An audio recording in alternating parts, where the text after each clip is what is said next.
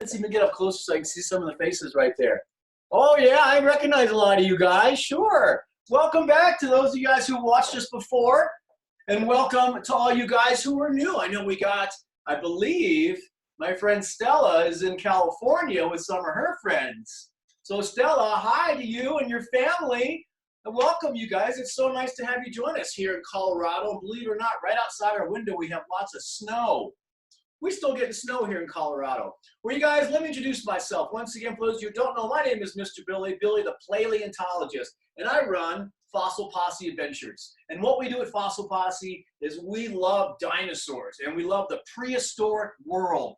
All the amazing, amazing, fantastical creatures that lived millions of years ago. Stuff we can only use in our imaginations. So what I like to do when I'm not teaching or here with you guys like this is I hike out into the mountains and into the desert and I look for dinosaurs. I look for real bones and teeth and footprints, and I take that information and I come back and I teach you guys about what they were like. And together we get to get a little sliver, a little peek into what their lives might have been like. Because of course we don't know what they really were like because they were millions of years ago. So as we get started, I want to also let the parents know that are watching, I like to always mention a few books. For a lot of you kids out there probably already have these, but if not, these are some of my favorite books when I'm doing fossil research or wanting to learn about dinosaurs. Some of these I'll mention regularly, and then sometimes there'll be some new ones thrown in. This one right here is called Prehistoric Life by DK Press right here. This is one of my favorite books. This is practically like a fossil Bible. You can see how thick it is, and it's chock full of tons of pictures and drawings and all kinds of cool stuff of dinosaurs and prehistoric animals.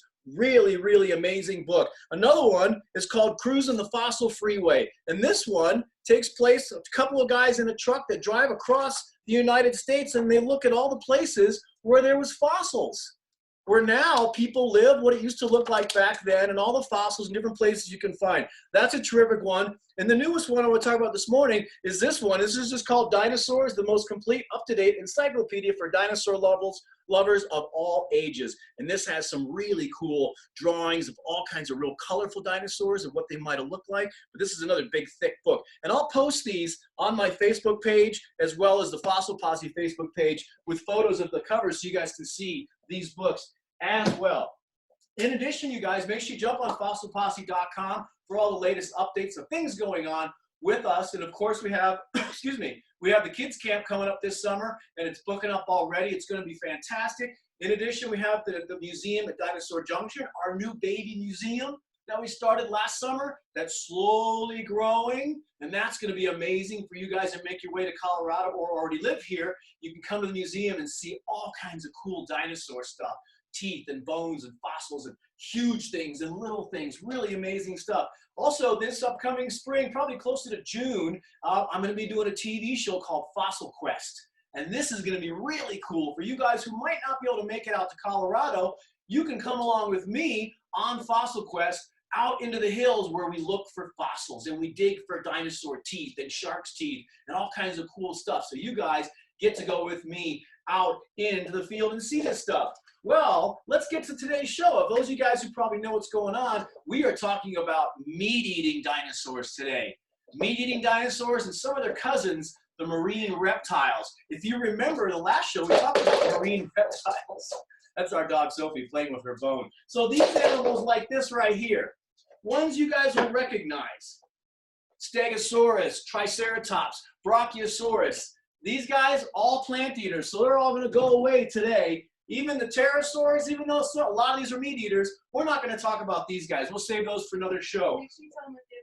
And also, you guys, I want to say earlier, you guys can hear me, but I can't hear you. And the reason is there's so many of you guys, we have to mute your microphone. Otherwise, there'll be a lot of noise. So I can't hear you, but you can type questions. My lovely wife, Lily, is sitting over here, and she'll tell me when a question comes up. And hopefully it's going to be a question about what we're talking about today, because we're going to do a bunch of different shows coming up. And the next one on Wednesday, this next Wednesday next week, is going to be about the horned dinosaurs, a whole weird family of horned dinosaurs. So make sure you join us next Wednesday. I'll be sending out the links for that for sure. Well, let's talk about meat-eating dinosaurs. What were meat-eating dinosaurs? They were ferocious, right? They're scary. When you think of dinosaurs, you think of dinosaurs just attacking each other and something like a T-Rex just tearing up another dinosaur and lots of blood and gore and all kinds of cool stuff like that, right? That's true. Dinosaurs were very ferocious animals. They were really, really big, a lot of them. A lot of them were really small. But pound for pound, they were the most ferocious and scary animals really out there. Because a lot of dinosaurs, when you see them, one of the first thing you see is teeth. And meat-eating dinosaurs had all kinds of amazing attributes or things. The word attribute means like things, unique things, an attribute about what makes them so special. And if we go into some of the things about them, well, for starters, a meat eater is a meat eater because it eats meat, right? It doesn't eat plants usually. Usually they just eat meat. Let's go through the three of them. I know a lot of you guys know a lot of these for sure. What do you call an animal that just eats meat? Exactly. I know a lot of you guys got that. A carnivore. A carnivore eats meat. What do you call an animal that eats just plants? Yep, an herbivore. An herbivore. Think when your mom or friends might have an herb garden where they grow plants. An herb garden. Herbivore. Herbivores eat plants. Carnivores eat meat. Herbivores eat plants.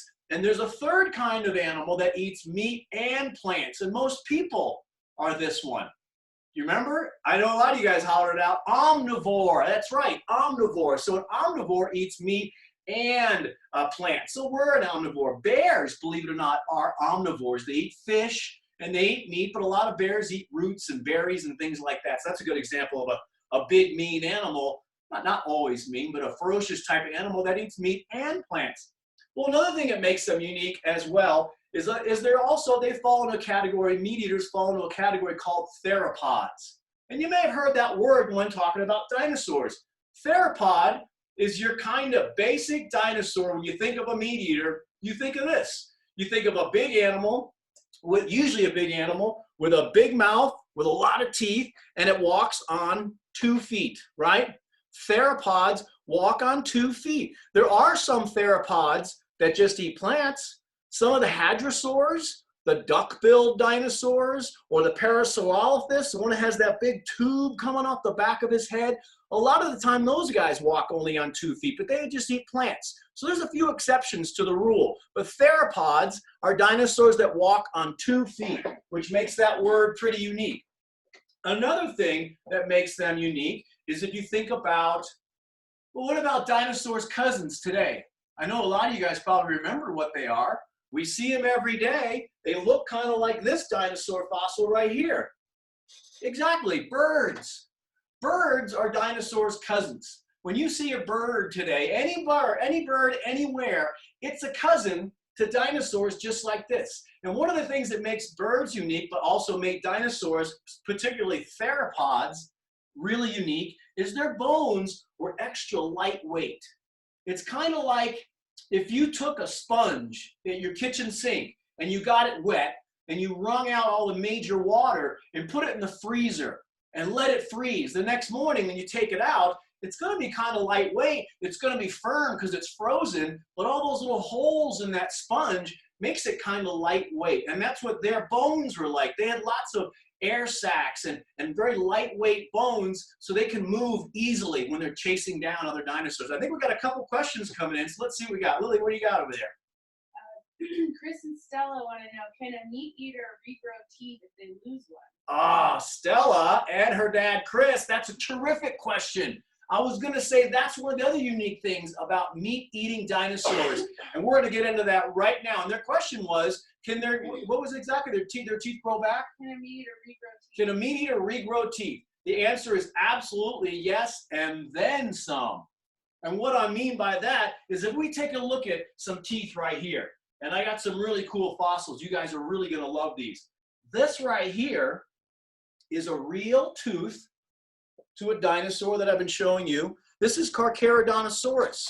This is like Tyrannosaurus Rex's cousin, and he grew up, or he lived in a part of the world that's now Africa. So his nickname is the African T-Rex, because T-Rex only lived in North America, where we are, but he lived in what's now Africa. Look at the size of that tooth. Can you see that? And look how thin, it's like a knife almost, that tooth. And it's literally like a steak knife because this tooth would dig right down in an animal and this dinosaur could pull out huge chunks of teeth.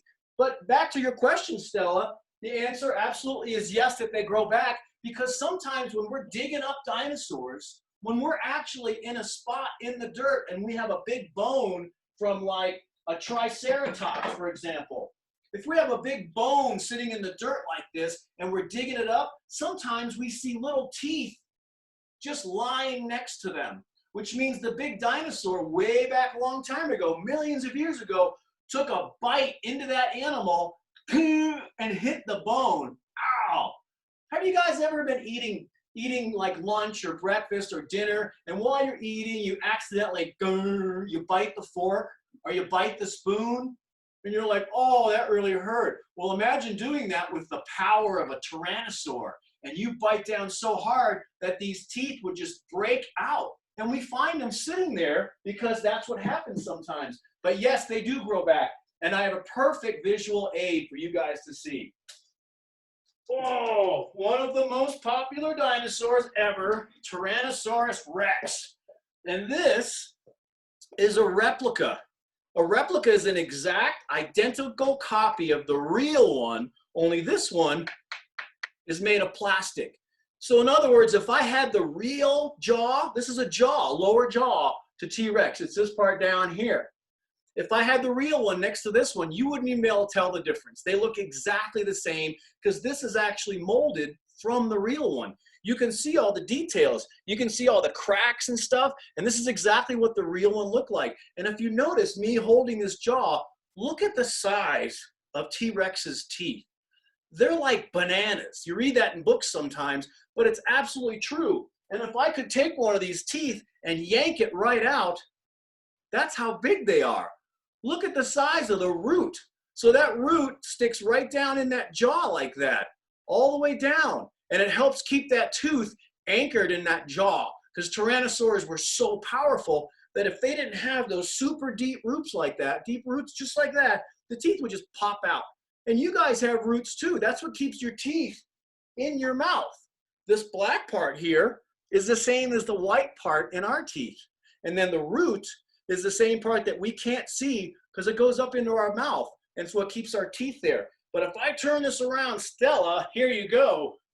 This was from an adult Tyrannosaurus Rex, a full-grown Tyrannosaurus Rex. But look at this. You see these?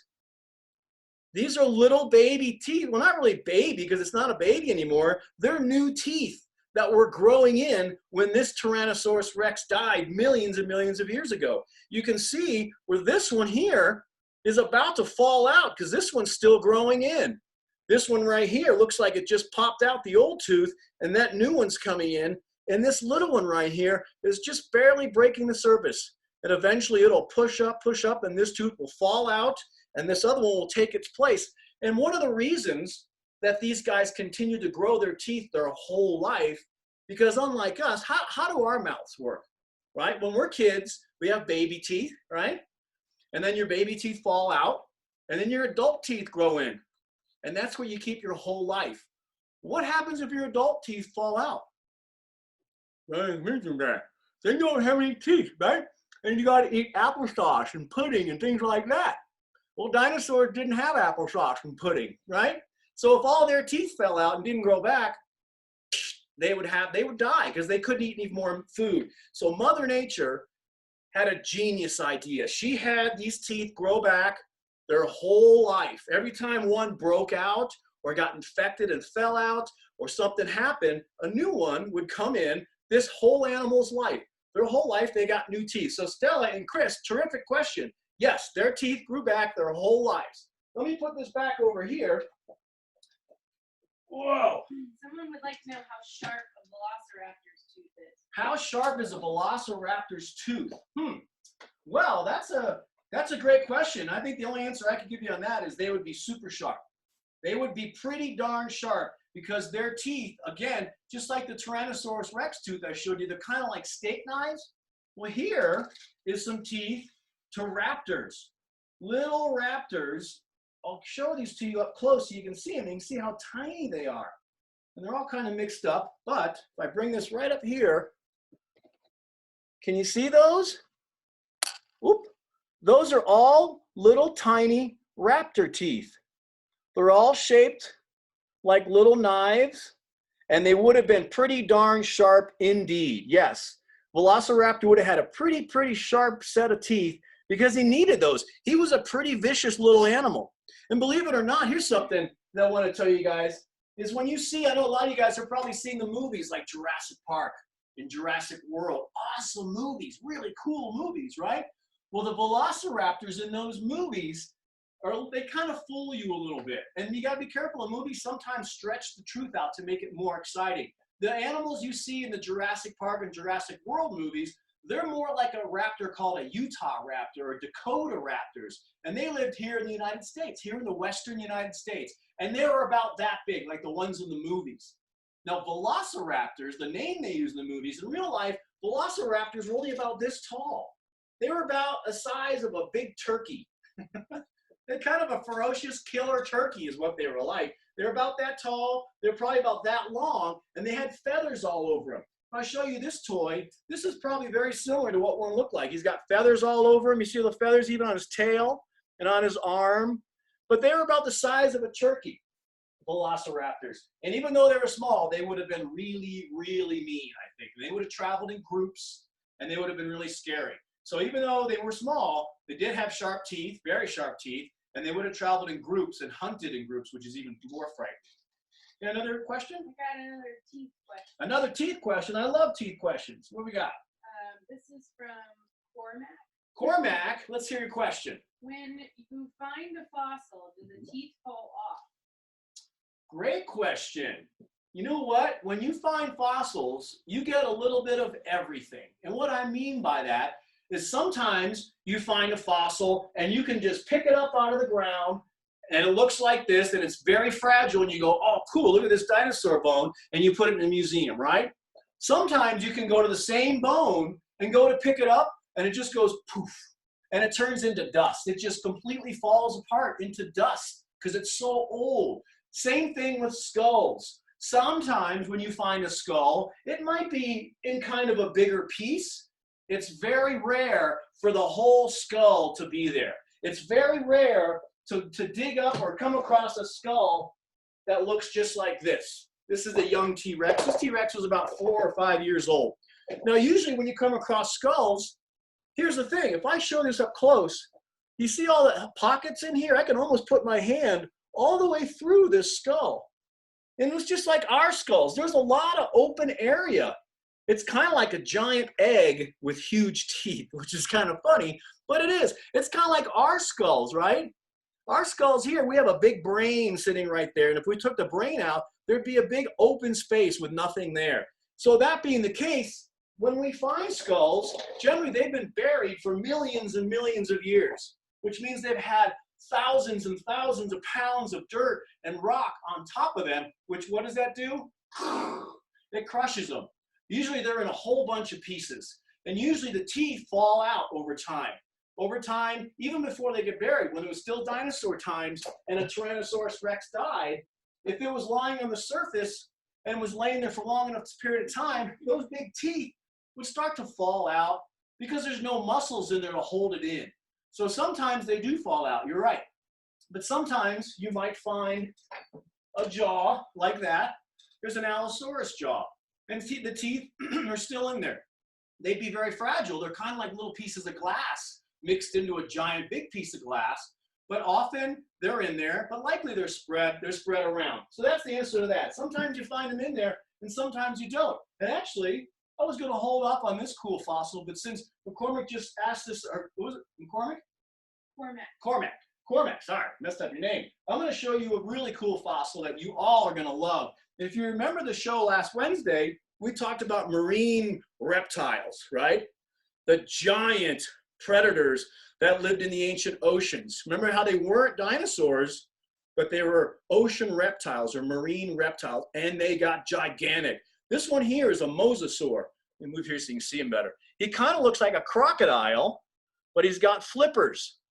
He doesn't have toes and feet. He He's got flippers. So he spent his whole life in the ocean, and he got really, really big. But to show you a jaw that was found and still had some of the teeth in it, here's one right here. This is a real fossil. This is about 75 million years old. This fossil is older than the Rocky Mountains where I am right now. And if I hold it up close, you see these little baby teeth all along here? They're still in there. And even this, look at that. I took some of the rock off, and there's two little baby teeth right there still in the jaw. So sometimes they do stay in there, but some of them have fallen out. So it's kind of a mix. Sometimes you get everything put together. Sometimes things are just spread out in all kinds of pieces. So hopefully that answers your question right there. You kind of get a little bit of everything when you're fossil hunting.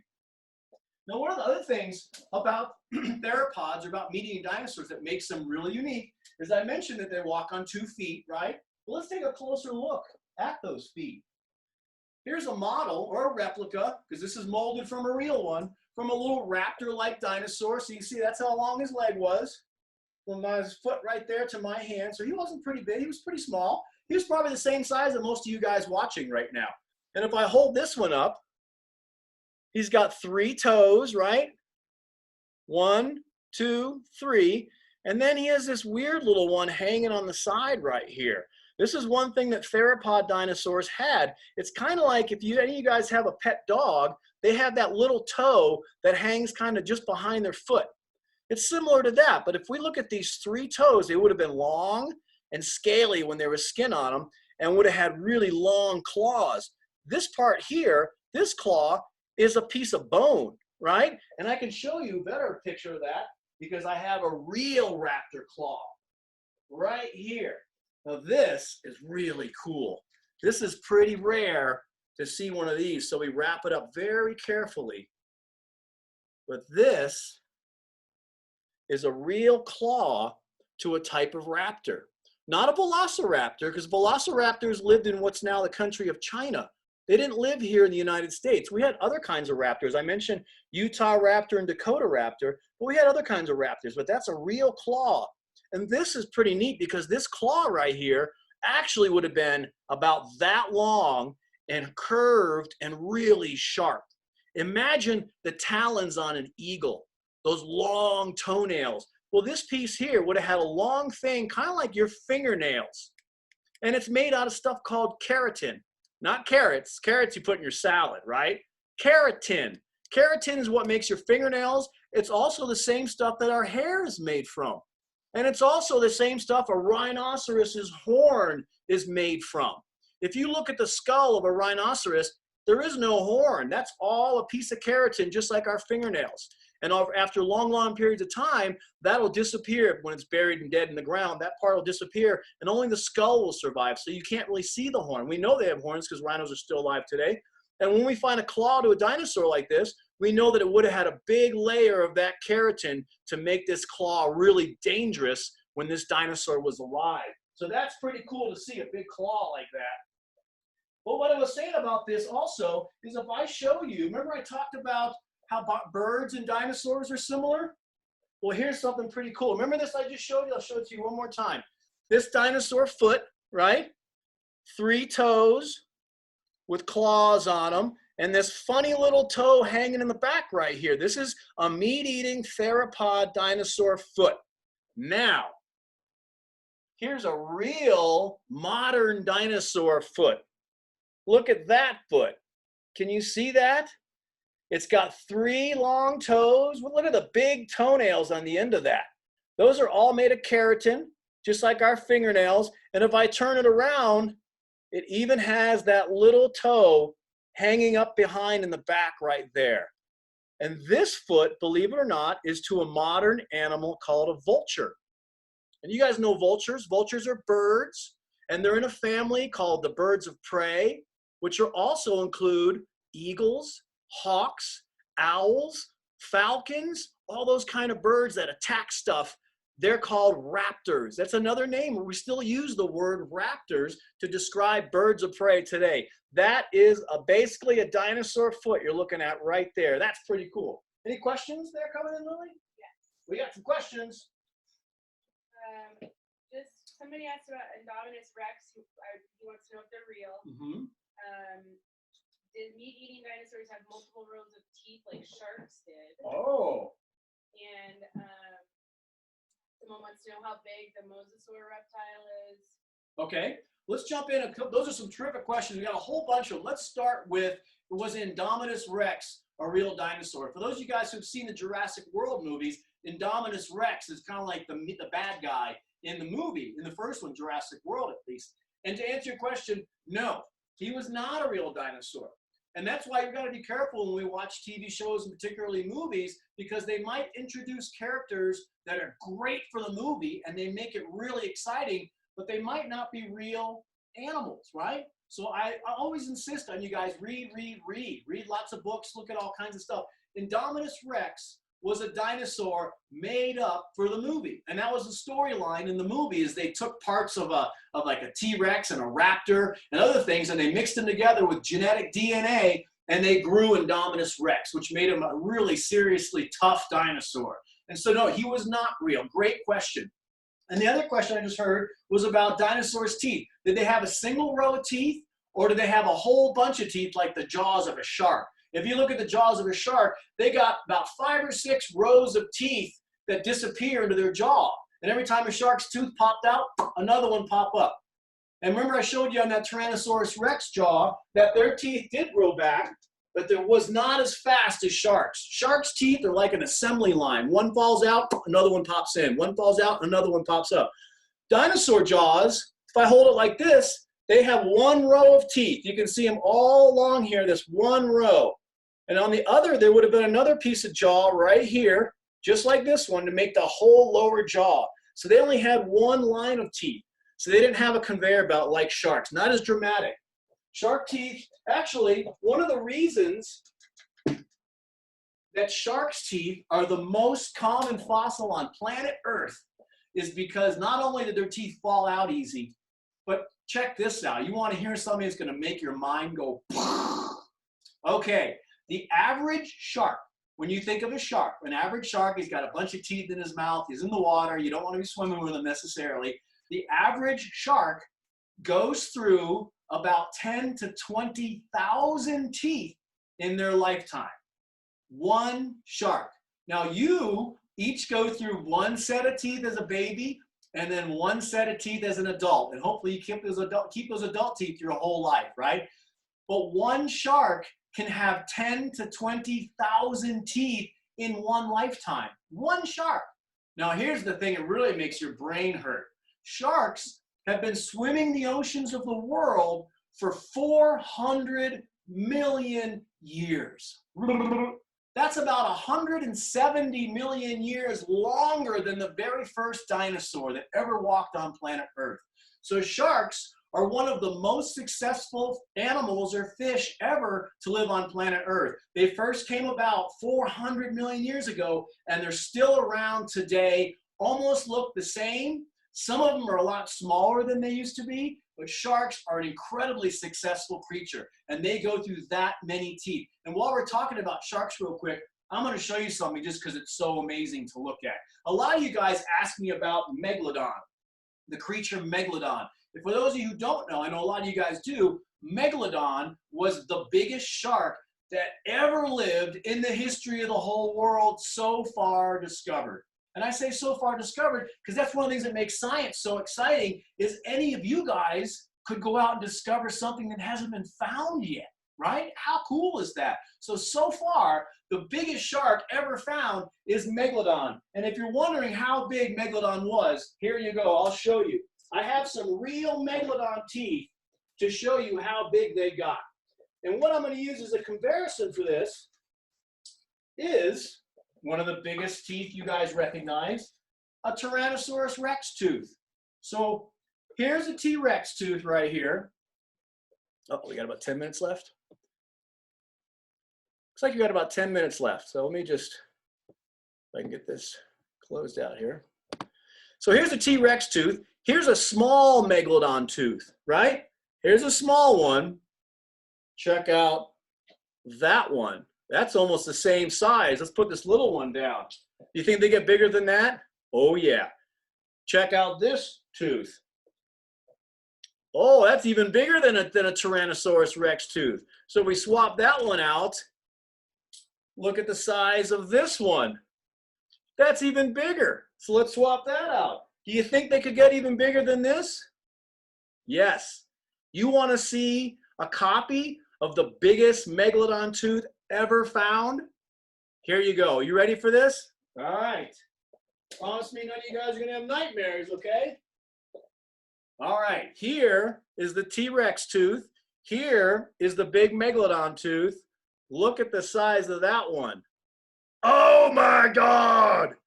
Woo, that's a big tooth, right? Look at this next to T-Rex's tooth.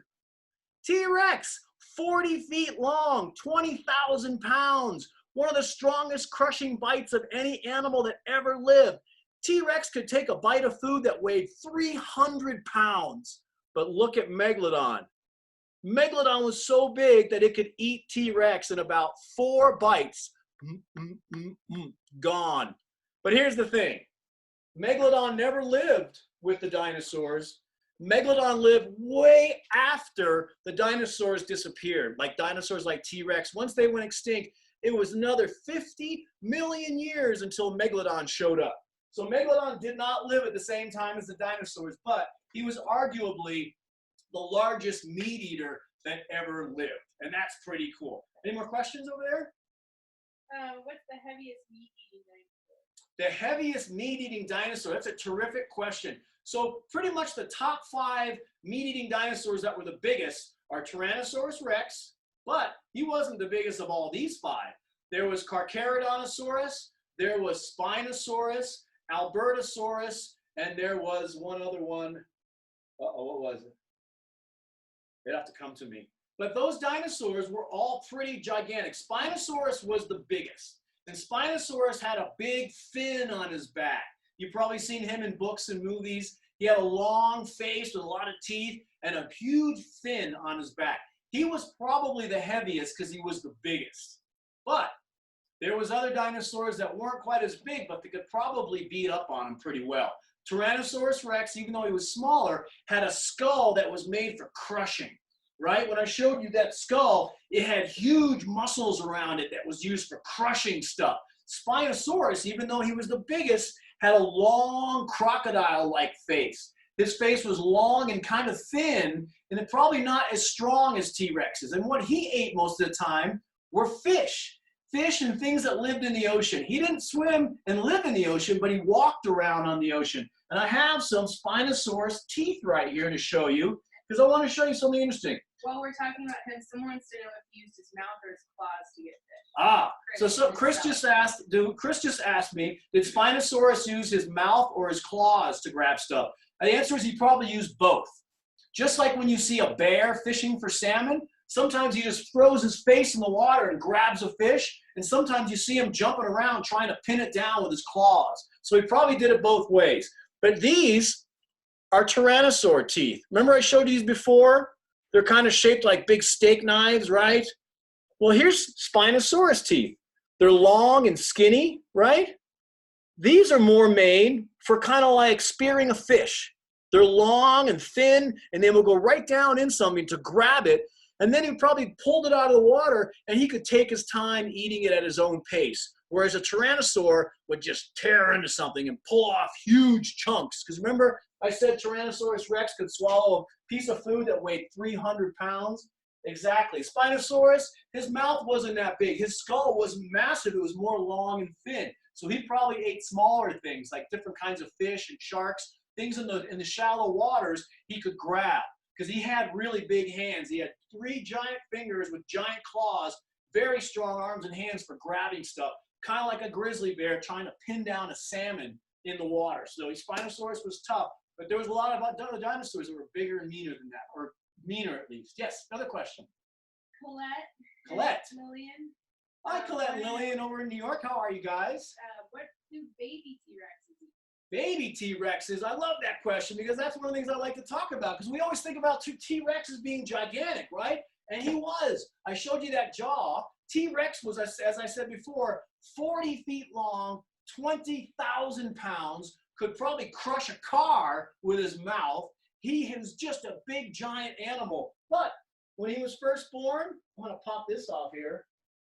When he was first born, look at how small this is if I get up close to it. Whoop. That's the size of T-Rex's head when he was first born. All of you guys were taller than a baby T-Rex. If I put this back on here and show it to you guys, this is about the size of a baby Tyrannosaurus Rex. Here's a skeleton one right here. They're pretty small. You guys could take them for a walk on a leash, no problem, for a little while. But one of the things that was unique about meat-eating and theropod dinosaurs was that they grew fast, right? They grew quickly. And I showed you that's a baby T-Rex with a skull about this big. And the one I showed you before, remember when I said this one was about 4 or 5 years old?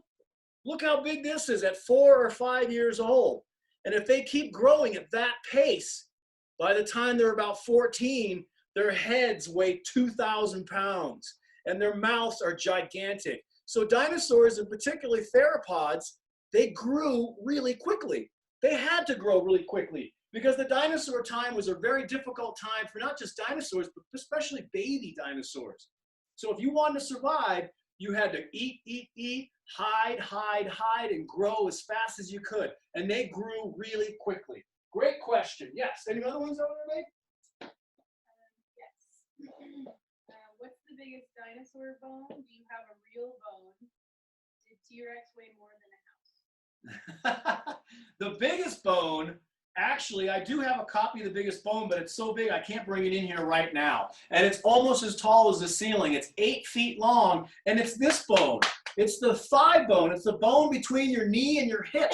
And it's to a dinosaur called Argentinosaurus that looked a lot like Brachiosaurus, but was even bigger. Believe it or not, Argentinosaurus was one of the biggest animals to ever walk the land. And that's the biggest one ever found. What was the other question about weight? Did T-Rex weigh more than a house? Did T-Rex weigh more than a house? No. Houses are pretty expensive because houses are pretty big. Now, the one I just told you about, Argentinosaurus, yeah, he weighed about as much as a building. And he could look over a building. He was so tall. T-Rex weighed about 20,000 pounds. And to put that in perspective, that's probably as much as about, what, 4 elephants? Somewhere around there. If you took 4 elephants and pushed them all together, that's how much T-Rex weighed, somewhere around there, which was really big, but not as big as some animals got. Some got so gigantic, it's hard to even imagine that. Got another one? Well, earlier somebody asked how big mosasaurs. Oh, how big mosasaurs were. Where's my mosasaur? We were just talking about them over here. Mosasaurs, they got about 70 feet long, and that's super long. That's about, let's see, that's about what? A third of a football field, I think. 30 yards? A little bit less than that, about 20 yards on a football field, right? A little bit between about 25, let's say 25 yards. They got super big. And one of the things mosasaurs had that was unique is their heads were gigantic. Remember I was telling you about Spinosaurs having a long, thin head? Mosasaurs were kind of like that, but even bigger and thicker than that, and probably stronger, because their nicknames were the T-Rexes of the ocean, because their mouths were so big. They were giant animals. They got really, really large. In fact, one head was probably as long as 2 of these tables next to each other, just one of their heads. All right, we got another one. Colette wants to know if the dinosaurs who eat meat eat the dinosaurs who don't eat meat. Ah, Colette from New York. Another good question. Do the dinosaurs that eat meat eat the dinosaurs that don't eat meat? The answer is absolutely. Just like today, if you look at Africa, animals like leopards and cheetahs and lions, they eat the animals generally that don't eat meat, the ones that eat grass, antelopes and zebra and wildebeest. So that's very similar during the dinosaur times. But I bet there was plenty of times that a meat-eating dinosaur would also eat another meat-eating dinosaur if he could get it. If he could kill it, he would eat it. I know it's kind of violent, but dinosaurs were really, really scary and kind of dangerous creatures. And it was a tough time. And definitely the plant-eating dinosaurs,